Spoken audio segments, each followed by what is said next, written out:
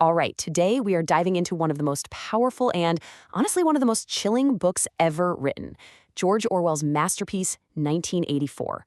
Now, you've probably heard terms from this book, right? Big Brother, thought crime. But what was the real warning Orwell was trying to send us? War is peace. Freedom is slavery. Ignorance is strength. Just let that sink in for a second. This is the official slogan of the party that runs everything in 1984. It's a set of 3 ideas that make absolutely no sense, and yet they're the foundation of an entire society built on total, absolute control.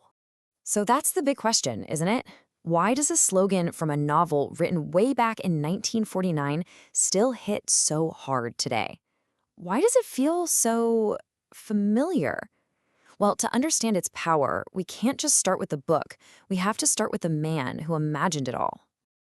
To really get the warning, we've got to understand the man who saw it all coming. His name was Eric Blair, but you and I know him by his pen name, George Orwell. You see, Orwell's vision of this dark future wasn't just pulled out of thin air. It was forged by his real-life experiences.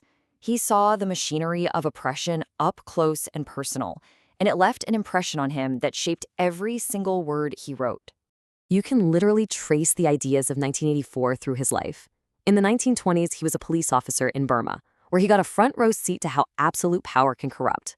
In the 30s, he lived among the poorest people in Paris and London, seeing how systems can grind people down. But the real game changer was the Spanish Civil War. He went there to fight fascists, only to see his own side get poisoned by the same kind of propaganda, lies, and political backstabbing.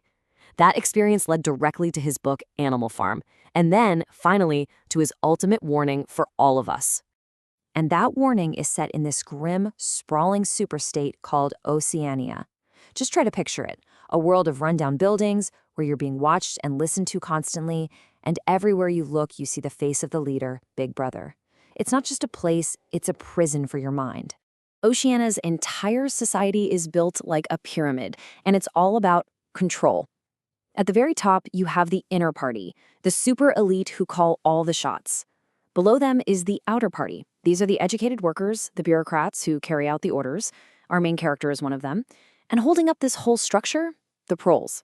The massive, uneducated working class, kept totally distracted and powerless, with no clue how much strength they actually have.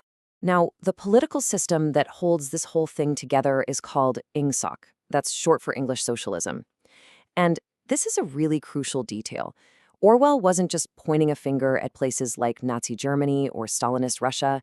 He set his story in London on purpose. His message was, don't get comfortable. This kind of thing could take root absolutely anywhere, even right here, if people aren't careful.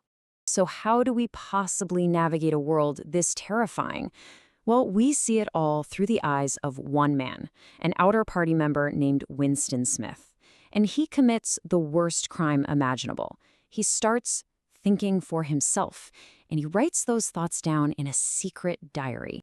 So let's meet Winston. His day job is just dripping with irony. He works for the Ministry of Truth, where his task is to literally destroy the past. He rewrites old news articles and changes historical records to match whatever the party needs to be true that day. But his real crime, his rebellion, that happens in secret. It's not violent. It's a battle inside his own head, a desperate attempt to just remember what's real in a world that's built on nothing but lies. Winston's rebellion starts small, with the thought crime of that diary, but then it grows. He starts a secret, forbidden love affair with Julia, someone else who hates the party. Together, they manage to carve out a little slice of freedom in a rented room, a place where they think they're safe. This taste of freedom makes Winston bold, and he tries to connect with the legendary anti-party resistance, the Brotherhood. He thinks he's finally joining the fight. But you know, Oceania, every step you take towards rebellion is just another step into a carefully laid trap. So Winston's story shows us what it's like. But now let's talk about the how. How does the party actually maintain this level of insane control? What are their tools? The party's main weapon has a name: reality control. See, it's not enough to control what people do. The real goal, the end game, is to control what people think.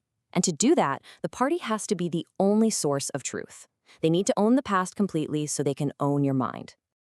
And one of the most brilliant and scary tools they use for this is Newspeak.